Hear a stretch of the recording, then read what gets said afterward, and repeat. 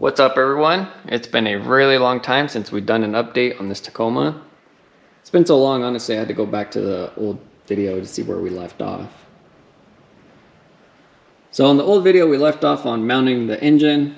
Got the mounts all done, trans engine mounted. Next thing I had to do was I had to put this tube here, but this tube had to be structurally stupid strong because the shocks will actually mount from here to where this rocker is going to be here. So I had to aim it back and get it really strong. This notch was kind of a trick notch to do. So did that. And then the other obstacle that I encountered with this transmission, making it more streetable-ish. So all your A-arm pickup points are already on the transmission. So that's what you have to work with.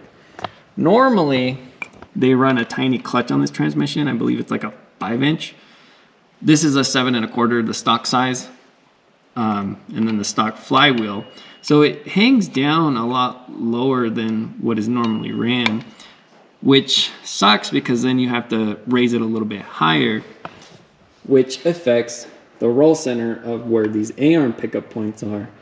So that was one big hurdle that kind of kicked my ass. I had to mess with it quite a bit to get it pretty good.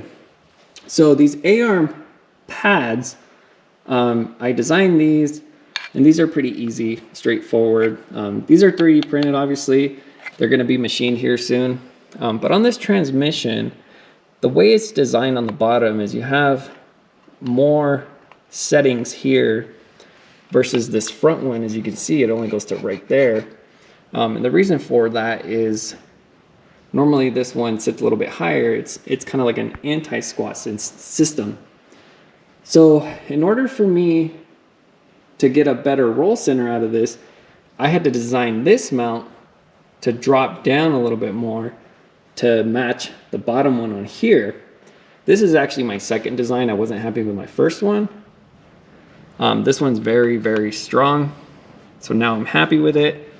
So now I'm finishing up the A-arms, and I'll show you guys what I'm doing there.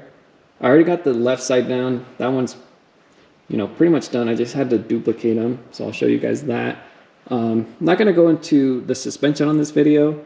Just going to catch up on everything that I've done as far as A-arms. So here's the A-arms all finished up. I just got done duplicating the right side. The left were already done.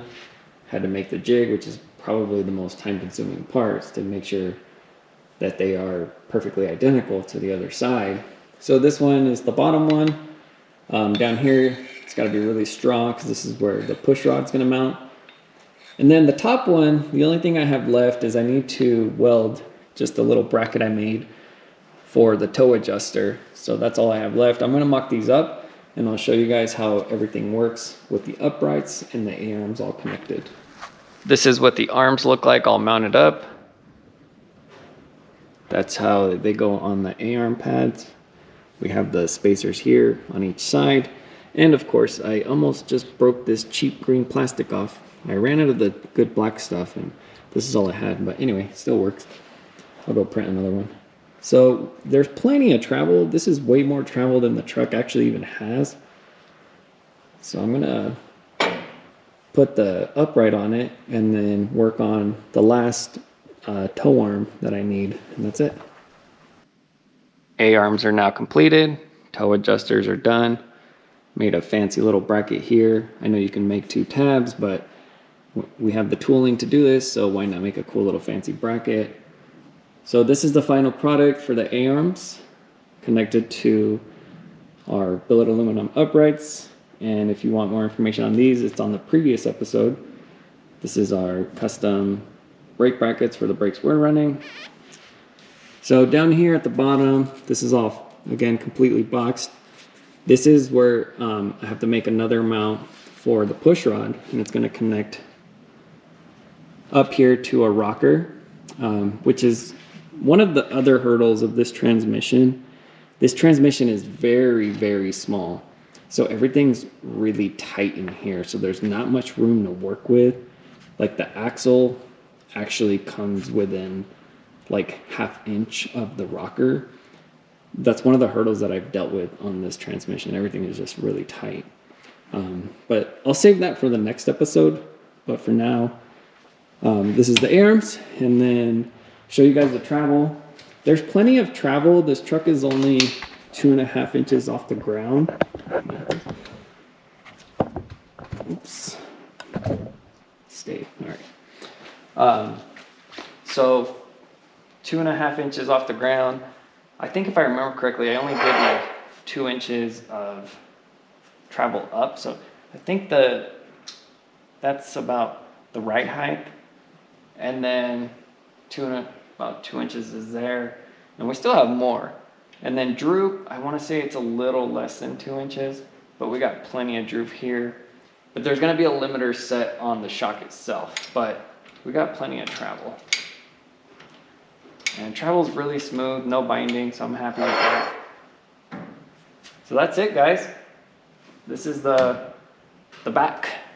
So I'm going to wrap this episode up here just because the next thing I'm going to cover is rocker and shocks, which is a whole nother thing I had to learn about. But in the meanwhile, I moved the table over. It used to be really close to this wall. I moved it over, and then I actually slid the truck all the way back because I started working on the front as well. So I'll give you guys a sneak peek over here. The front is a whole nother challenge, working with where the arms are going to go and which steering rack ratios, and et cetera, et cetera. But another hurdle I encountered, as you can see there, just a quick sneak peek. I'm going to have to tub this because that wheel is very, very close to the hood. So that's another for another day. And then another hurdle right here, you can see the pedals are really close to that tire. And that's even me putting the pedals forward a little bit. I have ginormous legs.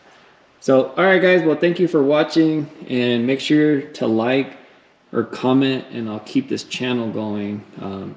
Thank you, guys.